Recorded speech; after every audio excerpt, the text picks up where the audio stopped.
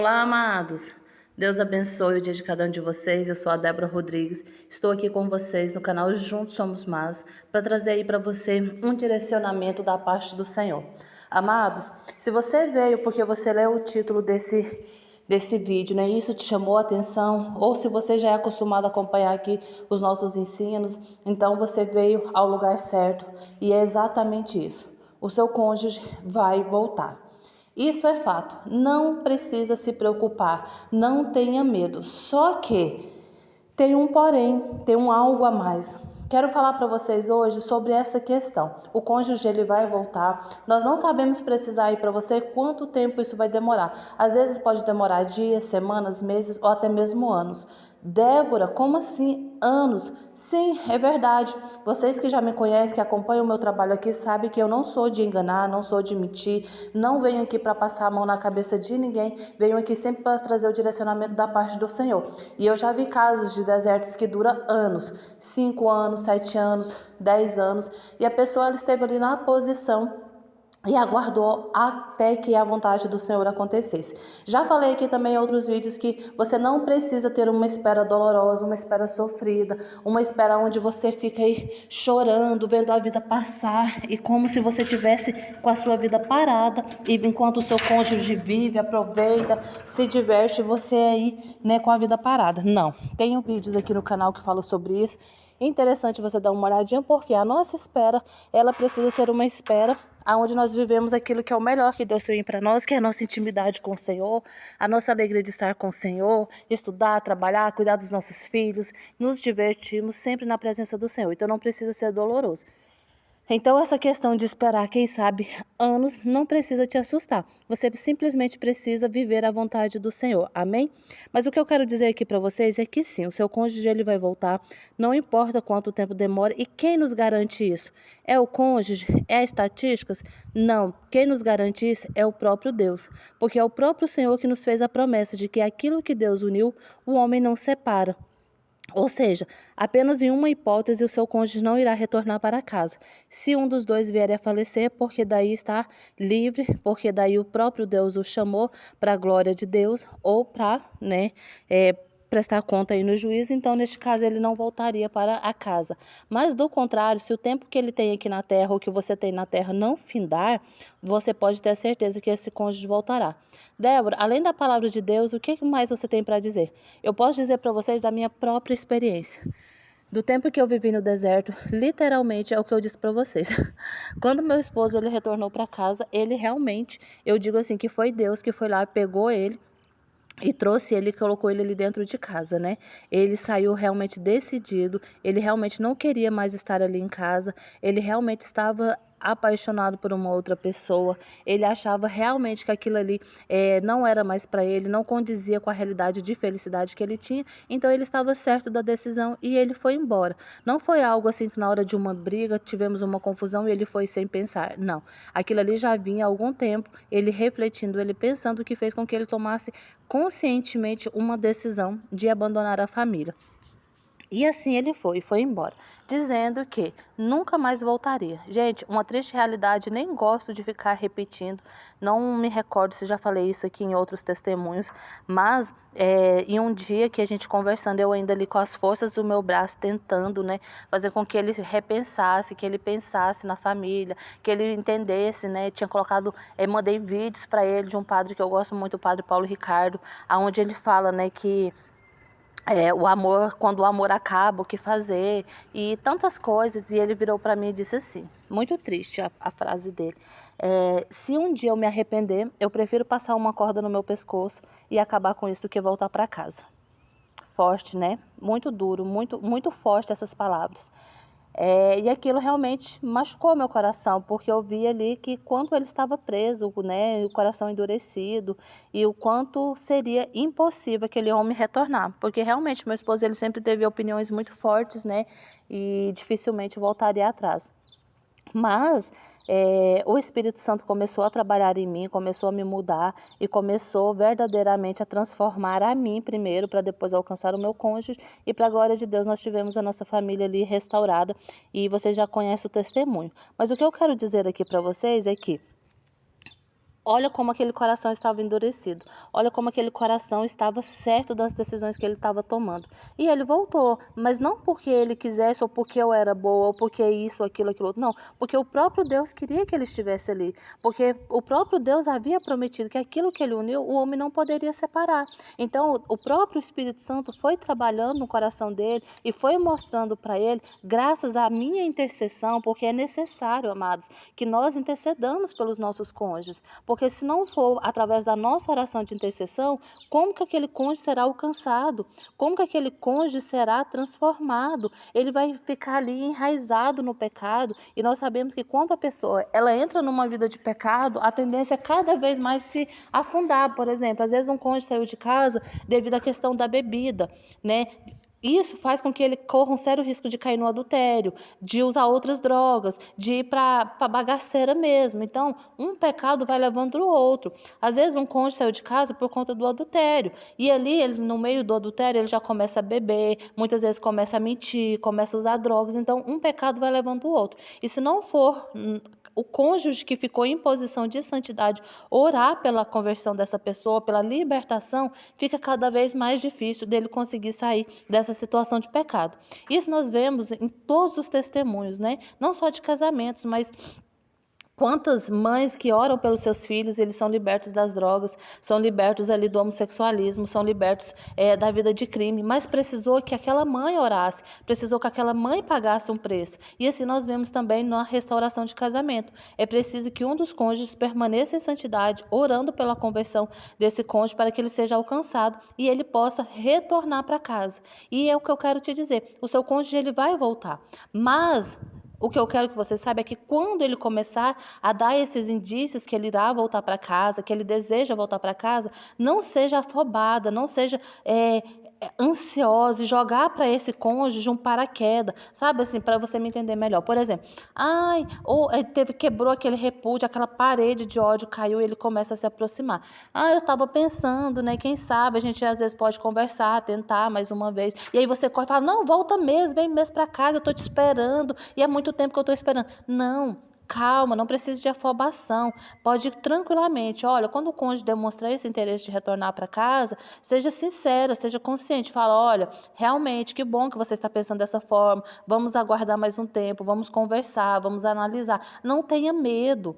Não tenha medo, porque é melhor você ter essa conversa cautelosa com seu cônjuge, esperar realmente o trabalhar de Deus, esperar concluir ele todo aquele processo, do que esse cônjuge voltar para casa e voltar a sair. Por isso a gente tem visto aí tantas pessoas com segundo, terceiro, quarto desertos, porque muitas vezes a gente é muito afobado com relação a isso. Não estou dizendo que são todos os casos, mas uma grande maioria.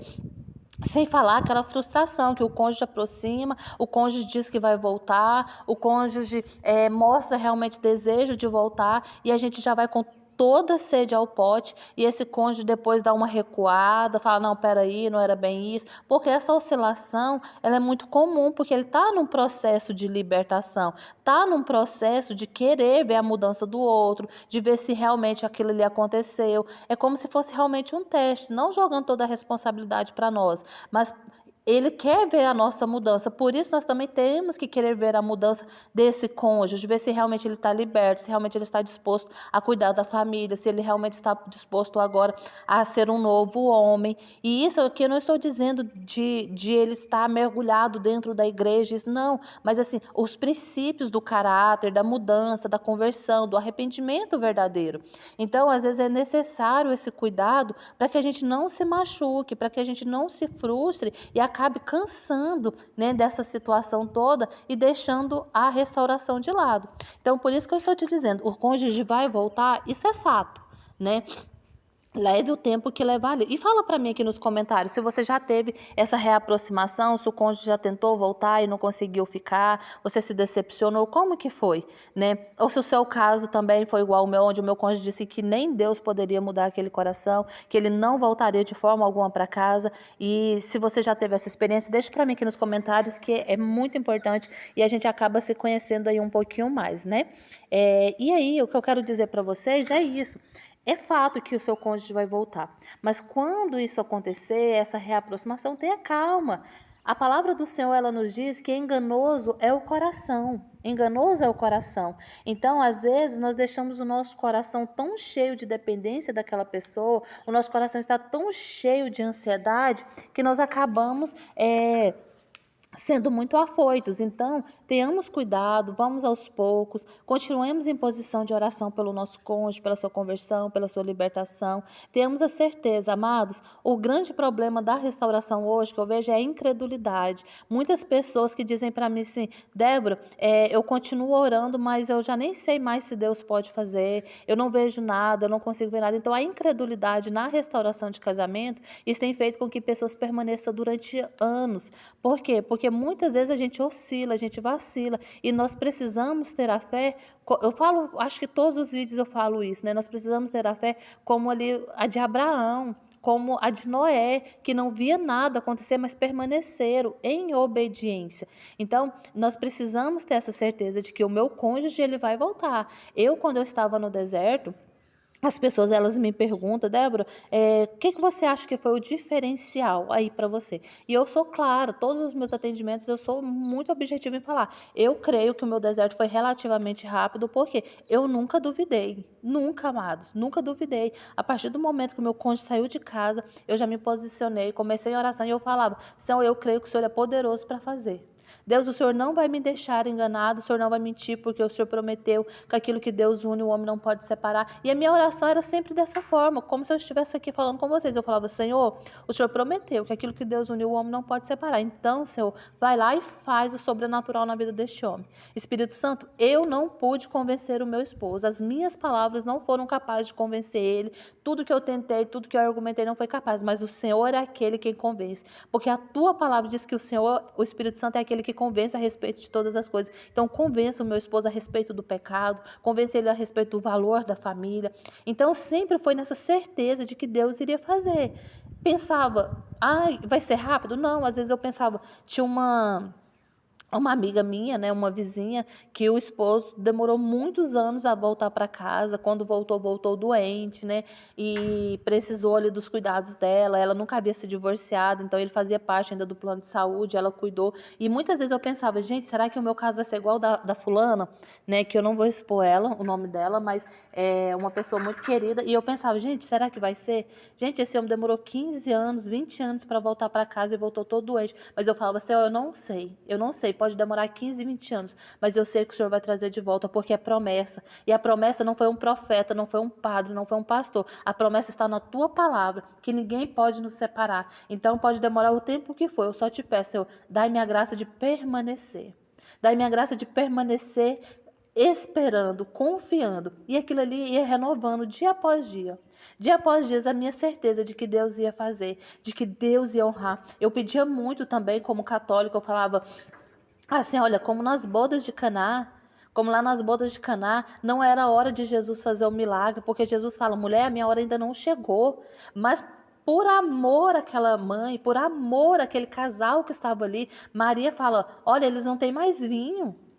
Pensa a vergonha, a humilhação que seria naquele casamento. E eu imagino assim que não seria somente naquela época, nessa questão de nome, de tradição de família, era gigantesca. Então não é igual que, por exemplo, você vai numa festa e acaba um refrigerante e você manda buscar e compra e tá tudo bem, ou então não, tá tudo certo. Não. Aquilo ali seria uma vergonha terrível. Aquele casamento, ele acabaria naquele dia, porque eu fico imaginando assim, o noivo provavelmente iria acusar, né, a noiva, olha que vergonha que a sua família nos deixou passar, deixou faltar o vinho, não foi capaz de fazer uma festa, porque a festa naquela época durava dias, eram muitos dias. E aquilo ali ia levar um problema para a família, para a vida toda. Então aquele casamento já começaria com um problema. Então foi muito mais do que fazer um vinho. Jesus realmente fez um milagre naquele casamento. Jesus fez realmente um milagre de restauração logo no início do ministério dele. Porque aquele casamento já estava fadado ao fracasso se aquela vergonha, aquela humilhação viesse a público. Né? Então, Maria observa, olha, não tem vinho. E Jesus fala, minha hora não chegou. Mas para atender um pedido da mãe, e por perceber que aquilo poderia destruir aquele casamento, aquela família, Jesus antecipa o momento do milagre. Então eu sempre falava muito assim com o Senhor, eu falava, Senhor, da mesma forma que o Senhor fez nas bodas de Caná, e não era a hora, porque o Senhor deixou claro que aquela ali não era a sua hora, mas o Senhor fez por amor à família, porque o Senhor tem amor ao matrimônio, o Senhor tem amor aos casais, faz na minha vida, antecipa o momento do milagre. Eu não sei quanto tempo o Senhor destinou para que eu pudesse viver no deserto, mas eu sei que o Senhor é capaz de antecipar, por amor da minha família, por amor das minhas filhas, por amor das famílias que vão se converter através de ver o nosso testemunho. Antecipa o momento do milagre, faz o sobrenatural. Então a minha oração sempre foi muito assim, nesse sentido, e crendo realmente que Jesus iria antecipar o momento do milagre, que Jesus ia adiantar o momento do milagre. Então, por isso eu acredito sinceramente que a minha restauração, ela foi relativamente rápida. Por quê? Porque no meu coração eu nunca duvidei. Chorei, sim, tive tristeza, sim, passei dificuldades. Muitas vezes eu ia na igreja diante do Santíssimo, ali no altar do Senhor, e eu chorava e dizia, Senhor, será que eu não vou suportar essa dor? Arranca de mim essa dor, arranca de mim essa tristeza. Mas eu nunca duvidei. Eu nunca duvidei, eu sabia que a dor, aquele choro, ele era necessário, porque da minha humanidade, da minha carne, aquilo ali fazia parte da minha natureza humana, mas o meu coração, a minha mente estava cheia de fé, porque eu me alimentava da palavra de Deus. Eu não escutava aquilo que as pessoas falavam. Um dia uma pessoa chegou para mim e falou assim, não, uma pessoa da igreja, gente, uma pessoa muito firme na igreja, muito querida, e disse para mim, não, minha filha, não preocupa não, Deus vai te dar algo melhor. E sabendo assim, que eu vivia dentro da igreja, que eu era uma pessoa realmente de caminhada. E aquela pessoa falar aquilo para mim, eu fiquei calada, não discuti. Mas quando eu saí dali, eu falei, Senhor, o Senhor não tem ninguém melhor para mim, o Senhor já me deu o melhor, porque o Senhor me deu a oportunidade de eu escolher quando eu fui me casar, e eu me casei, e Ele é o melhor para mim, porque Ele é a minha carne, Ele é a minha metade. E ali eu sempre orei nesse sentido. Então, e creiam, amados, creiam, né? Tantos testemunhos que a gente vê alimenta a sua alma, alimenta a sua esperança com a palavra de Deus, com os testemunhos, com aquilo que a gente vê na realidade da nossa vida. Às vezes ali na esquina da tua casa tem acontecido milagres, tem filhos se libertando de drogas, tem pessoas sendo curadas de câncer, tem pessoas conseguindo bênçãos financeiras, e a gente está ali tão fechado os nossos olhos, o nosso coração, que a gente não é capaz de ver as maravilhas, os milagres que Deus tem feito ainda no nosso tempo, nos dias de hoje. E nós precisamos alimentar a nossa vida, a nossa fé, a nossa esperança, para que a palavra do Senhor, ela possa dar frutos e ela possa ser manifestada no nosso natural, do nosso dia a dia, da nossa vida. Então creia, Deus vai trazer o seu cônjuge de volta, sim.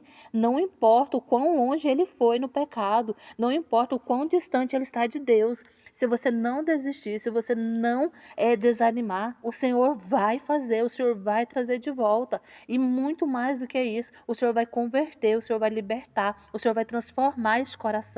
A palavra lá em Ezequiel diz, eis que tirarei o coração de pedra e darei um coração de carne.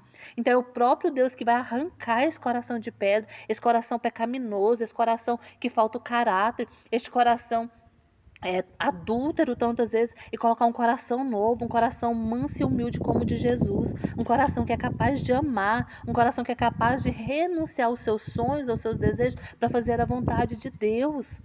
E a vontade de Deus é que sejamos santos. Então, ore dessa forma, fala, Senhor, que o meu esposo seja santo, que a minha esposa seja santa, porque esta é a tua vontade.